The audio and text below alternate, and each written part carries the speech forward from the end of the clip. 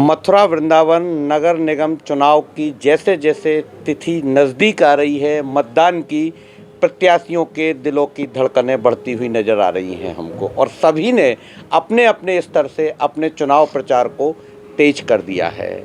हम हैं इस समय वृंदावन में और वार्ड नंबर 70 में। वार्ड नंबर 70, जी हाँ, ये मथुरा ज़िले की बहुचर्चित सीट है। यहाँ से भारतीय जनता पार्टी ने निवर्तमान पार्षद वैभव अग्रवाल पर दांव लगाया है। वहीं वैभव के विरोध में एक समाज सेवी हैं अतुल श्रीवास्तव, जो इस वार्ड से निर्दलीय रूप से और कलम दबात पर चुनाव लड़ रहे हैं। उनका चुनाव चिन्ह है कलम दबात। आइए मिलते हैं उनसे और जानते हैं कि जनता के बीच वो जब जाएंगे तो उनके मन में जनता के प्रति क्या क्या भाव हैं, इस वार्ड के लिए वो क्या काम करना चाहते हैं जो पिछले समय में नहीं हो पाए हैं। अतुल जी, न्याय टीवी में आपका स्वागत है। बहुत बहुत धन्यवाद। हम ये जानना चाहते हैं कि आप इस बार चुनाव लड़ रहे हैं, क्योंकि आप राजनीतिक आपका पृष्ठभूमि नहीं थी, अचानक से राजनीति में आने का आपका क्या मन बना? बड़ा सुंदर सवाल। आपकी बात बिल्कुल सही है। राजनीति मेरी बिल्कुल इस लाइन में मैं हुई नहीं और न कभी सोचा था आने के लिए जी। लेकिन वृंदावन के जो हालात इस समय पिछले कम से कम 6 साल से 7 साल से मैं देख रहा हूँ, जिस हिसाब से बताया जा रहा है, मतलब ऊपर से पूरा सत्ता एक पार्टी, चाहे आप केंद्र से ले लें, चाहे स्टेट से ले लें, चाहे लोकल में ले लें, मथुरा वृंदावन में मेयर को ले लें, सभी एक ही पार्टी के हैं। उसके बावजूद भी यहाँ की सुविधाएं नाकाफ़ी हैं। समस्याओं का अंबार है। चाहे उसमें आप सफाई को ले लीजिए, सफाई के लिए इतने दावे किए जाते हैं कि बड़ी सफाई है, आप कहीं सफाई नहीं मिलेगी, सिर्फ कहने को और सुनने को दिखाई देगी और फोटोओं में दिखाई देगी। नालियाँ सारी चकाचक भरी हुई हैं, चाहे सड़क की ले लीजिए, चाहे आप गली की ले लीजिए। अभी मैं इस समय कन्विंसिंग कर रहा हूँ, जितनी गलियाँ में, उन गलियों में मैंने जो गंदगी देखी है ना, मैं देख के दंग रह गया। मैंने कि वाह, क्या मतलब है एक ही व्यक्ति को बार बार रिपीट करना, कहाँ का ये सिस्टम है। आप भाई किसी और को मौका देके तो देखिए भाई, कोई और हो सकता है उससे अच्छा काम करे। जरूरी थोड़ी है कि एक ही व्यक्ति के नाम लिख गया है कि भाई नहीं, अब तो एक बार हो गया, फिर दूसरी बार हो गया, अब तीसरी बार भी होगा। मैं इस चीज़ से बहुत आहत हूँ और उसी चीज़ को लेके आया हूँ। कोई सामने नहीं आ रहा था, मजबूरी में मेरे को सामने आना पड़ा है, जबकि सामने वाला दमदार है, उसके ऊपर वरद हस्त हैं। उसके बावजूद भी मैं निर्दलीय रूप से अपने संकल्प जो मैंने लिए, उन संकल्पों को लेके ज़मीन पर उतराऊँगा। पूरी कोशिश करूँगा कि मैं उसमें सक्सेस हूँ। आपके मन में, मैंने प्रश्न किया था, आपके मन में इस वार्ड के लिए ऐसे कौन से काम हैं जो आप चाहते हैं कि मैं जब प्रतिनिधि यहाँ का चुनूँ, पार्षद बनूँ, तो वो अपने क्षेत्र की जनता के लिए करूँ? सबसे बड़ा संकल्प है पूरे मथुरा वृंदावन में वार्ड नंबर 70।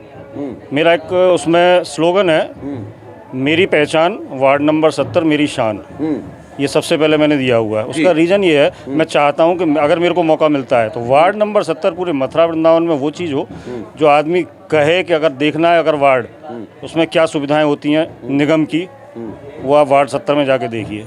यहाँ विश्व प्रसिद्ध बांके बिहारी मंदिर भी इसी वार्ड में स्थित है, 70 नंबर वार्ड में। और बांके बिहारी मंदिर को लेकर जितनी अव्यवस्थाएं प्रशासन के द्वारा यहाँ देखी जा रही हैं कि प्रशासन वहाँ व्यवस्था नहीं कर पा रहा है, लोग ढंग से दर्शन नहीं कर पाते हैं, हम स्थानीय व्यक्ति होकर भी हमको दर्शन सुलभ नहीं है, तो मन में बड़ी पीड़ा होती है। आपके मन में भी ऐसा कोई भाव हो तो बताइए। योगेश जी, सिर्फ और सिर्फ गुमराह किया जा रहा है, गुमराह किया जा रहा है, गुमराह किया जा रहा है। चाहे प्रशासन हो, चाहे जनप्रतिनिधि हो सत्ता के, इन सब की तरफ से सिर्फ और सिर्फ गुमराह किया जा रहा है। ये रैलिंग को लेके ही ले लीजिए, अभी हाल फिलहाल की घटना है, रैलिंग जो हटाई गई है। ये रैलिंग लगाई क्यों गई थी? जनप्रतिनिधियों का उस समय ये कर्तव्य नहीं था कि जिस बाजार में वो रैलिंग लगा रहे हैं, उस बाजार में वहाँ के निवासियों की क्या स्थिति होगी, वहाँ के व्यापारियों की क्या स्थिति होगी? कभी कल्पना करी थी यहाँ के जनप्रतिनिधि उस जगह पर अपना मकान बना लें या किराए पर रहें 1-2 महीने, उस स्थिति में तब उनको समझ में आएगा। प्रशासनिक अधिकारी उस स्थान पर रहें आकर के, तब उनको पता चलेगा उस बैरिकेडिंग से क्या असुविधाएं थीं। सब्जी वाला नहीं आ पा रहा अंदर, सिलेंडर वाला नहीं आ पा रहा अंदर, अगर इमरजेंसी आ गई, कोई बीमारी हारी आ गई, एम्बुलेंस अंदर नहीं आ पा रही। हाल फिलहाल में आप लेके चलेंगे, अब हमारे मनीपाड़े में अनमोल गौतम जी के पिताजी थे, उनके साथ भी यही हादसा हुआ। वो जब उनको लेके आ रहे थे अस्पताल से वापस, समय पे अपने घर तक नहीं आ पाए थे। अब अगर कहीं आग लग जाती है, उस स्थिति में फायर ब्रिगेड आ पाएगी? नहीं आ पाएगी। अनगिनत समस्याएं हैं, एक नहीं है। मैं तो बस अभी से हवाई फायर नहीं करूंगा, मेरे संकल्प हैं जो मुझे करने हैं। समय जब मिलेगा, मौका मिलेगा। अच्छा, एक बात आपसे जानना चाहते हैं कांग्रेस पार्टी सत्ता में नहीं है, लेकिन कांग्रेस के इस वार्ड से 5-5 प्रत्याशी खड़े हुए हैं। नहीं ऐसा क्या कहेंगे आप? भी मुझे लगता है पुराने कांग्रेसी ही रहे हैं। नहीं, ऐसा नहीं है। पहली चीज़ तो ये सबसे बड़ी बात बता दूं, जी, ये नगर निगम का चुनाव है, इसमें पार्टी का क्या मतलब है, किस हिसाब से, किस दृष्टिकोण से हम पार्टी को लेकर चलते हैं। यहाँ पर केवल जनप्रतिनिधि समाज के जो गणमान्य लोग हैं उनको ये निश्चय करना चाहिए कि हमको किसे पार्षद बनाना है अपने लिए।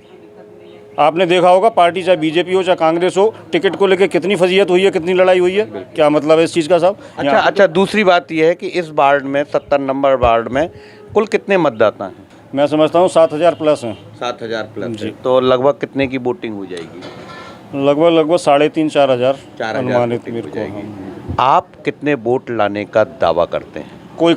कोई कल्पना नहीं की जा सकती। ये तो एक लड़ाई ऐसी है कि जहाँ जनता को जो समझ में आएगा, जो अच्छा लगेगा, उसको वो अपना वोट देगी, और किसको जिताएगी किसको नहीं, ये भाग्य की और परमात्मा की बात है। आप किससे अपनी टक्कर मानते हैं?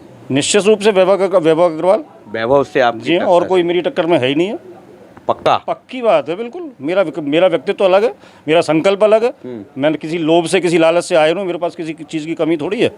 अच्छा, इस वार्ड में कोई 3 समस्याएं आप मुझे बताइए जो आपके जहन में हो कि इनको मैं प्राइमरी जब जैसे जीत के आऊँगा, पब्लिक मुझ पर विश्वास दिलाती है, तो मेरे चैनल के माध्यम से वो आपको याद दिलाएंगे कि अतुल जी आपने ये वादा किया था, उस वादे को पूरा करें। कोई 3 ऐसे वादे जो आप जनता से करना चाहें। सीमित ई रिक्शा रहेंगे, असीमित नहीं रहेंगे, जिनकी वजह से जाम लगता है। ठीक है। कोशिश करूंगा कि पैडल रिक्शा ही चलें शहर के अंदर, ई रिक्शा है ही नहीं। किसी की रोजी रोटी में नहीं चाहता कि उसमें किसी को प्रभाव पड़े, लेकिन सब सीमित होगा, जिसकी वजह से जाम लगता है। अनियंत्रित वाहन जो बाहर ही आते हैं वो अंदर तक घुसे चले आते हैं, उसके लिए मैं निश्चित रूप से कदम उठाऊंगा। जी हाँ, ये भी निश्चित है। मैंने अपने घोषणा पत्र भी में दिया हुआ, उसमें भी दिया हुआ है। मेन जो है बंदरों की समस्या है। बंदरों की समस्या पे तो बहुत सारे वादे होते हैं, और आज भी वादे ही कर रहे हैं सब। जो पिछली बार जीत के आए वो पहले भी वादा करते थे और आज भी वादा करते हैं, और जब वो जीत जाते हैं तो उसके बाद वो भूल जाते हैं 5 साल। कुछ लोगों ने अपनी बुकलेट भी निकाली है कि मैंने ये काम किए, ये सब काम किए। उसे आप किस रूप में देखते हैं? किसी पार्षद के लिए अपने क्षेत्र के कामों के लिए बुकलेट बनाना एक हास्यास्पद है, इससे ज़्यादा मैं कुछ नहीं कहूँगा। रही बात बंदरों की समस्या, ये इतनी बड़ी समस्या नहीं है। अगर वृंदावन के सभी पार्षद इकट्ठे हो जाएं, मैं गारंटी के साथ कह सकता हूं, बंदरों की समस्या खत्म हो जाएगी, बशर्ते सभी पार्षद इकट्ठे हो जाएं और जन समुदाय हमको सहयोग कर दे। अच्छा, एक प्रश्न और आपसे मैं पूछूंगा अंतिम। अगर आप चुनाव नहीं लड़ रहे होते तो आप अपना पार्षद कैसा चाहते? नहीं, उस कंडीशन में तो मैं बिल्कुल, आप ये समझ लीजिए, पार्षद के लिए तो नोटा दबाता जो कंडीशन आज की है। कोई भी प्रत्याशी आपकी अपेक्षाओं पे खरा नहीं उतरता, मतलब ही नहीं। तो ये थे हमारे साथ में अतुल श्रीवास्तव, जो वार्ड नंबर 70 से निर्दलीय प्रत्याशी के रूप में लड़ रहे हैं, और इनका चुनाव चिन्ह दबात है। आपने सभी देखा सुना। अब ये तो भविष्य के गर्त में है, और आने वाली 4 तारीख को यहाँ का मतदाता निश्चित करेगा कि यहाँ का पार्षद कौन होगा, किसके सिर सजेगा ताज। वृंदावन से न्याय टीवी के लिए योगेश शर्मा।